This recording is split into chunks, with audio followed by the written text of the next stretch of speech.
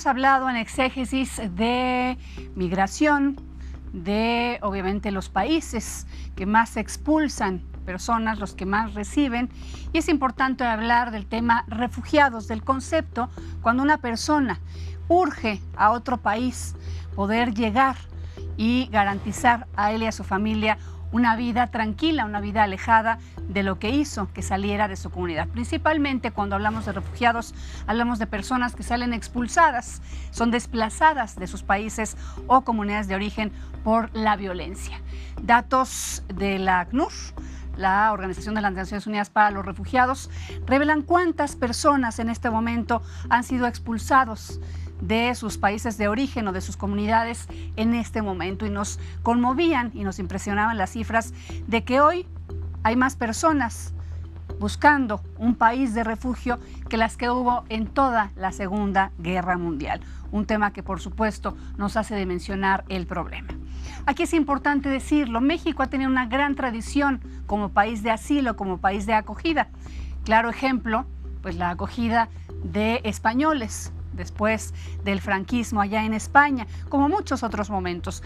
Hoy México vuelve a tener una escalada de solicitudes, obviamente a raíz de la violencia que se recrudece en Centroamérica, de, por ejemplo, también la situación de Venezuela, que expulsa a una sociedad que vive en medio de una crisis política, económica y también social. Y bueno, aquí la pregunta que nosotros hacemos justamente es eso. ¿Cómo está México preparado para este tema? Vamos a escuchar algunas voces.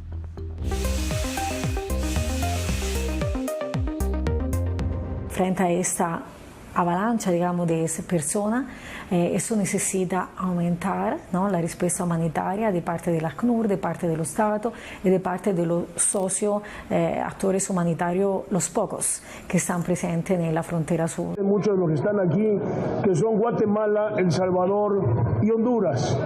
Allí la violencia propiciada por las bandas y los cárteles de la droga no tiene parangón alguno. El Estado mexicano, lejos de diseñar e implementar programas de fronteras solidarias y seguras, como lo establece la Declaración del Plan de Acción Brasil, continúa privilegiando una política de detención y deportación expedita al país de origen a través de la implementación del programa Integral Frontera Sur, sin importar que este hecho de deportar en caliente puedan poner en riesgo la integridad personal e incluso la vida de las personas que son deportadas. Como país de origen, retorno, tránsito y cada vez más de destino, entendemos los desafíos que enfrentamos y estamos conscientes que solo un enfoque regional basado en la corresponsabilidad de todos los estados podrá arrojar soluciones integrales. Desde entonces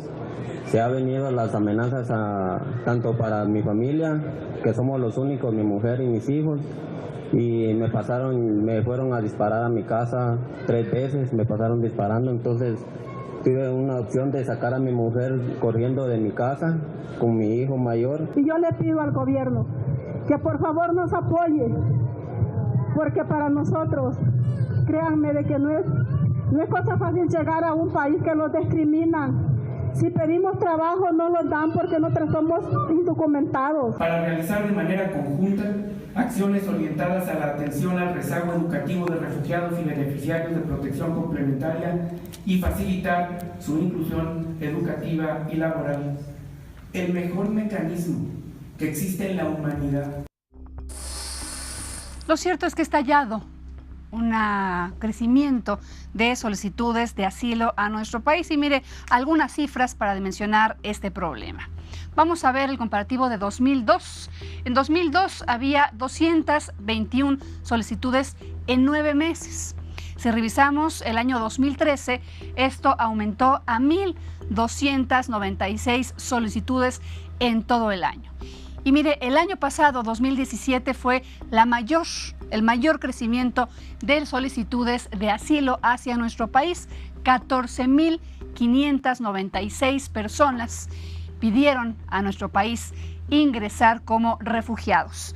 Si revisamos esto, es un aumento de más de 1,000%. Y el dato de cuántas solicitudes se aceptaron, cuántas personas obtuvieron digamos, el estatus de refugiados es otro tema que en un momento vamos a analizar. Les decía, el año pasado tuvimos 14.596 personas que solicitaron esta condición de refugiados. Terminó 2017 con poco menos de 9.017 que lo estaban solicitando de manera formal, pero hubo aquí un cierre y algunas condiciones que cambiaron, y por lo cual más del 50% de las personas se quedaron todavía esperando esa positiva respuesta del gobierno mexicano. Un asunto que también hay que poner sobre la mesa. ¿Cuánta gente quiere entrar? ¿Cómo se porta México? ¿Cómo está la capacidad, los trámites y, por supuesto, cuáles son las condiciones para darle a esa gente pues una vida diferente a la que tuvo en sus comunidades de origen?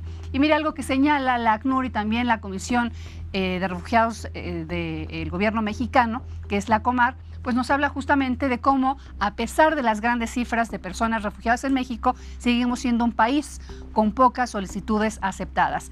7 refugiados por cada 100,000 habitantes es justamente el comparativo que se hace entre justamente cuántas personas lo solicitan y cuántas realmente son aceptadas. Se habla de Venezuela, por ejemplo, como un país que ha incrementado las solicitudes de nuestros ciudadanos hacia nuestro país. Todos conocemos cuáles son las condiciones de Venezuela en este momento. Y mire, sobre eso una historia. La tarde del 12 de marzo de 2014, Gina Rodríguez esperaba a su marido Guillermo Sánchez, quien había ido a casa de su madre a pintar una recámara. Las protestas callejeras contra el gobierno de Nicolás Maduro en el departamento de Carabobo, Venezuela, se recrudecían.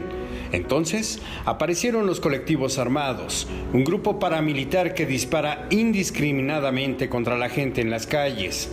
Se topan con Guillermo y lo asesinan.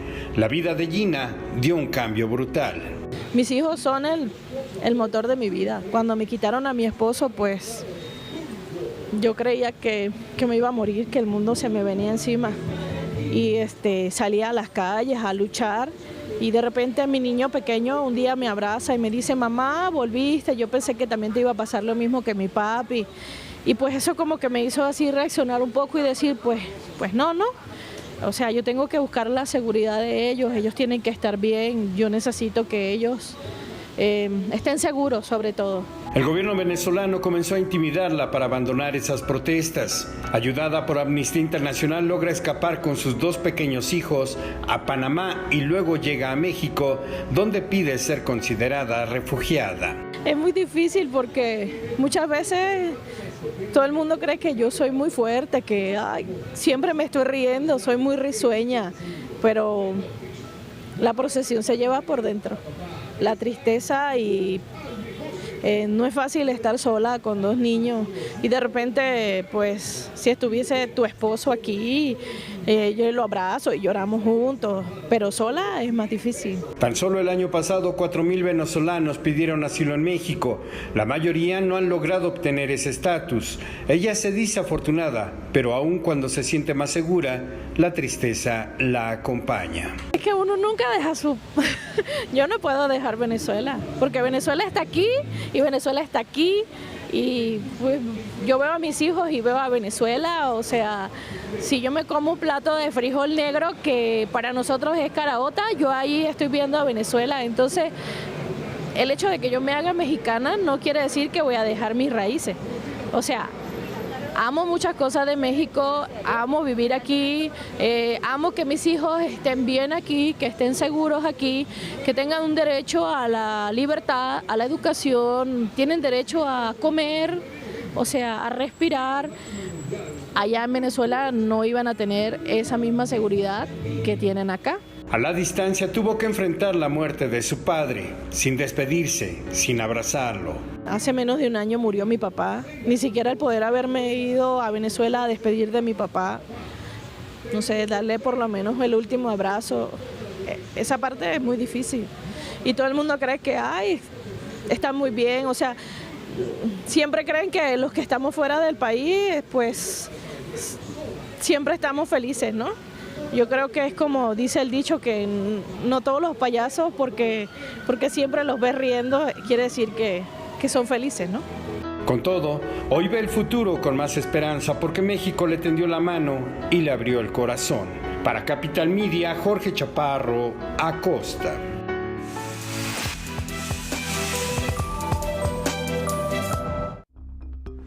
Sin duda una historia como muchas que representan justamente eso, cómo alguien deja una puerta abierta con cariños, con pertenencias, con arraigo, con patria y tiene que iniciar en un país que le promete un futuro mejor del que está dejando, por supuesto, de un pasado que está dejando. Aquí la disyuntiva que tenemos es justamente esto. México, con todas las características y los problemas que tenemos, se está convirtiendo en un país al que la gente que huye de sus comunidades quiere llegar. Ya Estados Unidos, por los diferentes endurecimientos de sus políticas, está dejando de serlo tanto, por lo menos la gente se conforma con llegar a México. ¿Estamos preparados? ¿Qué es lo que ofrecemos en este momento a esa gente, amén de lo que ofrecemos a nuestros propios ciudadanos? Muchísimas gracias por estar aquí. Alejandro de la Peña, subcoordinador del área psicosocial de Sin Fronteras. Hola Marta, buenas Muchas noches. Gracias. Gracias. Pues aquí me parece que como todos los casos o todos los temas tienen diferentes ópticas. Obviamente si hablamos de México, sabemos que tenemos muchas carencias y muchos problemas para nuestra propia sociedad. Hay gente que sale expulsada por violencia, por pobreza, etcétera. Pero también sabemos que no podemos cerrar la puerta a ser indiferentes a unas realidades tan difíciles o más como son las nuestras, ¿no? Que son las de Salvador, Guatemala, Honduras, por ejemplo, ¿no? Sí, Venezuela. yo creo que es importante empezar hablando de que el ser refugiado tiene que ver con el acceder a un derecho que todos tenemos por el simple hecho de ser humanos. Cualquier persona a la cual su país de origen no le puede brindar la protección necesaria ante los riesgos que puede llegar a enfrentar, ante grupos del crimen organizado, guerras, crisis humanitarias, tenemos el derecho de que nos sea reconocido por otro país esta posibilidad de ser protegidos y de vivir en otro lugar por la desprotección que hemos vivido en el origen, ¿no? Entonces, aquí yo creo que un primer punto que hay que destacar es que México tiene una tradición en la cual ha hecho valer este derecho a muchísimas personas, pero que no necesariamente sigue siendo la misma situación de hace 80 años, de hace 30 años, ¿no? Que ha cambiado y se ha complejizado el fenómeno. Así es que esto es paradójico porque justamente así como se ha hecho más complejo, también aumentan las solicitudes de asilo. Entonces la situación es muy compleja para ofrecer esa garantía de la que nos estás hablando. Sí, solamente el año pasado hubo poco más de 14,500 solicitudes ante la Comar, una cifra que implicó un crecimiento, como ya señalaba la cápsula que veíamos, pero que también se enfrentó con una crisis institucional, la falta de capacidades y de presupuesto de parte de la Comar para dar respuesta a todas estas solicitudes, solamente para el procedimiento jurídico. Ya no hablemos de todo lo que implica el proceso de integración de las personas. Acabamos el año con poco más de 1,900 personas reconocidas como refugiadas y cerca de 1,650 reconocidas bajo alguna otra figura jurídica que también le brindaba protección internacional. Lo grave fue quedarnos con cerca de 7,700 personas que no habían tenido una respuesta después de haber solicitado asilo. Esto se debió a que por un decreto presidencial se aplazaron los términos, se pusieron en pausa los términos que la ley marca, y eso hizo que se hicieran muy largos los procesos de reconocimiento, ¿no? Ante la autoridad. ¿Esto qué significa? Que existen altas posibilidades de que la gente que está intentando entrar, que está intentando ser reconocida, desista de ese procedimiento y entonces caiga en situaciones de riesgo. Claro que decimos, no es que y aquí muchos se quedarán y se irán perdiendo entre la población mexicana, pero muchos otros son de manera, ahora sí que expedita, regresados a sus países que los expulsaron por violencia, por una situación tan difícil. Entonces, en algunos momentos me parece estamos cayendo en justamente lo que criticamos, y eso lo hemos dicho mucho, de los vecinos del norte, Estados Unidos, en los que la gente que viene a México buscando asilo no lo logra, pues se pierde y igual, digamos, está amén del crimen organizado, de no poder tener un empleo digno, un empleo formal, en fin, ¿no? Sí, yo creo que uno de los cambios más relevantes que ha habido en los últimos años en materia de refugio fue la aparición de la ley que específica para el tema en el año 2011, pero la conversión de esta ley en una realidad ha sido un proceso sumamente complejo, donde encontramos estas paradojas, ¿no? De que estamos en las cumbres internacionales llamando a recibir a los refugiados, a darles una atención integral, y en nuestro país existen graves huecos para esto, ¿no? La ley está diseñada de una manera en la cual muchos derechos son garantizados, pero sí observamos un problema importante de que las instituciones se apropien de esta perspectiva humanitaria que está contenida en la ley, que realmente se traduzca en que la gente acceda a sus derechos, ¿no?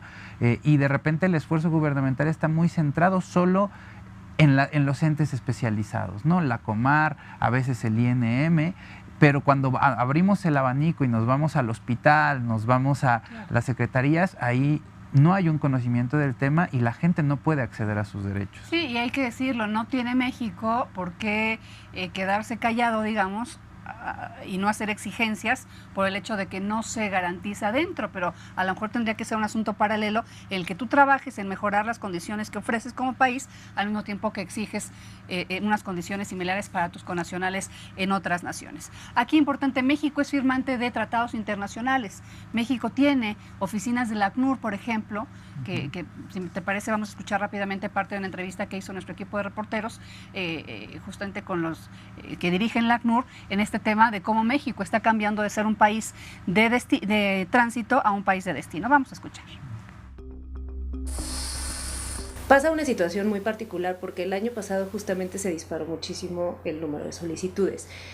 De hecho, desde 2014 hasta 2017 hemos visto un incremento bastante grande. En 2014 teníamos alrededor de 2,000 solicitantes. El año pasado tuvimos 14,500. Que llegan a México, en primer lugar está Honduras, después está Venezuela, El Salvador y Guatemala. Serían como las nacionalidades que más están llegando a México. De pronto también podemos tener pues algún refugiado extracontinental, ¿no? De África o de Siria, que son los menos, ¿no? O sea, realmente lo que podemos ver como tendencia en el mundo es que por lo general los refugiados que llegan a un país son de los países vecinos, ¿no? El grupo mayoritario sigue siendo del norte de Centroamérica. ¿Y qué situación tenemos en el norte de Centroamérica? Violencia, ¿no? Violencia a causa de pandillas, de crimen organizado, donde las familias a lo mejor ya no pueden vivir igual porque los hijos suelen ser reclutados por estas pandillas, hay extorsiones, han perdido familiares. Entonces, la cuestión de la salida por violencia es digamos, el mayor factor, podríamos decir, para que en México estén llegando personas. Como lo decíamos, la violencia en cualquiera de sus manifestaciones, ya sea crimen organizado, la misma violencia de una guerra interna de un país o de alguna guerra con otra nación, es lo que expulsa más a gente a nivel mundial y obviamente no es una característica diferente de los que llegan a México. Yo te agradezco muchísimo que nos hayas ayudado este análisis y te deseo y te pediría que no sea la última. Muchas gracias. ¿Sí? Muchísimas gracias, Alejandro de la Peña, subcoordinador del área psicosocial de la organización Sin Fronteras.